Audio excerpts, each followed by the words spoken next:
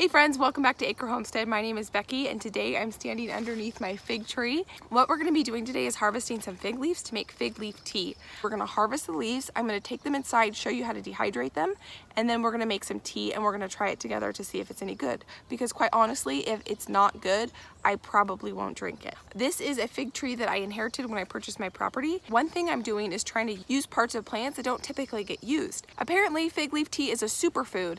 It is supposed to help with type 1 diabetes. It's supposed to help with blood sugar levels. Now, I don't suffer with type 1 diabetes, but I figured it doesn't hurt to try something that's gonna help blood sugar levels. Disclaimer, I'm no medical professional here. I'm just doing this to try to maximize my harvest. And one way I can do that is by trying to utilize parts of plants that aren't typically used. There are figs all in this tree, and I have 2 videos on how to preserve figs, so if you're interested in that, I'll link them up above and down below.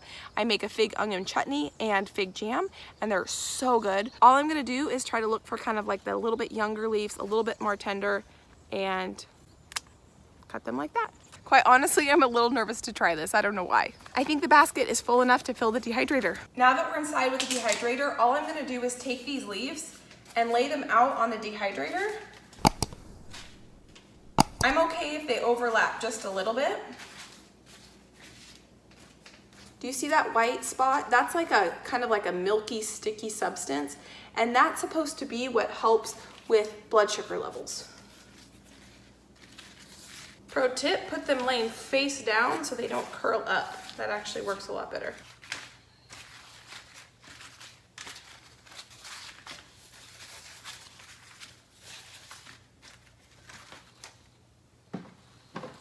I have all the fig leaves in that dehydrator. This is my X-Caliber dehydrator. This is my absolute favorite dehydrator. It works all summer for me and I love it. So we're gonna set the timer for about 105. These are definitely thicker and more robust leaves than say, this is basil right here. This would be way too warm to dehydrate basil on, but because the leaves are a lot thicker, I think they can handle that heat. And then I'm gonna set it for probably 24 hours. My first time ever doing this, so I don't know how long it's exactly gonna take, but we're gonna start with that. And then I am gonna take this dehydrator and set it outside because it's supposed to be in the high 90s today, and I don't want the heat from my dehydrator in my kitchen. So we'll just let it go outside, and I'm getting really excited to try this. I was doing a little bit more research, and apparently it's supposed to taste hint of fig, so we'll see. So I figured since I'm filming this video, I'm gonna show you something that I've started doing about 2 weeks ago. Because I only have the 5-tray dehydrator, I use the top tray or the top of the dehydrator as a tray itself. Because I'm gonna be setting this outside, there's gonna be air circulation, and the 105-degree temperature for the figs is gonna be too warm, but it's just a residual heat that's gonna be on the top. So I figure this is gonna be a perfect way to dehydrate this basil. All right, it's the next morning and they are dry and completely crispy. Can you hear that? I am super excited to try it. They smell really sweet. I'm really shocked by the smell. They smell so much sweeter than I would have expected. They almost have like a honey smell, like that kind of like florally sweet smell. So what I'm gonna do is go ahead and make a cup of tea now so that it can steep while I put the rest of the leaves away.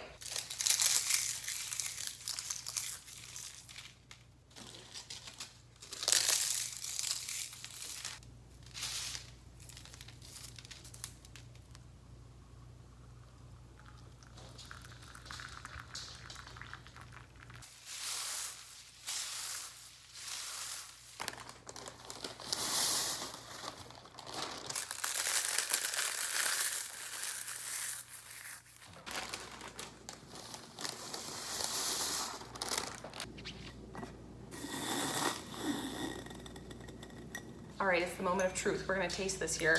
So it's actually 6:30 in the morning because it's supposed to be 111 degrees today. The record that's ever hit in my area is 109. And so it's gonna be super hot. So I let this cool down just a little bit, and I didn't wanna overheat my body first thing in the morning and then be like super hot all day. I can smell it, and now that it's in the tea form, it does smell a little bit more like fig. The figs I have out there are Italian white figs, and so they have a very mild, very sweet.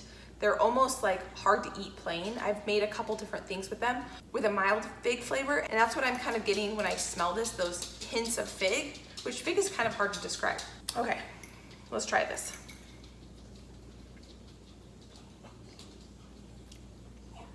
All right, there's definitely a little bit of green tea-ness into it. You get a little bit of grassiness like you do with green tea. It's not bitter at all. I'm not getting any bitter aftertaste. I am getting a slight fig flavor. It's really subtle and it's really good. I'm super excited about this. I have all these ideas of making all these different tea blends, like herbal tea blends from stuff that I gather in the garden. And I think this is gonna be a great addition, and maybe like the bulk of the tea, because I could dehydrate leaves all summer long and just get an abundance. I mean, that one thing gave me this much leaf, so they don't break down a ton. I'm actually gonna link in the description some teas that I found online that are fig leaf teas. They're not ones I've actually tried before, but if you are curious about what fig leaf tea tastes like, then you can check those out. I did look at ones with good reviews. Now my wheels are turning and I'm thinking, fig raspberry leaf peppermint tea would be really good. I think the possibilities are pretty endless. If you guys found value in this video, please give it a thumbs up. If you want to see more, go ahead and subscribe. I will have more videos that will pop up here if you're interested. And I hope you guys have a fantastic day, and I can't wait to see you guys next time. Bye guys.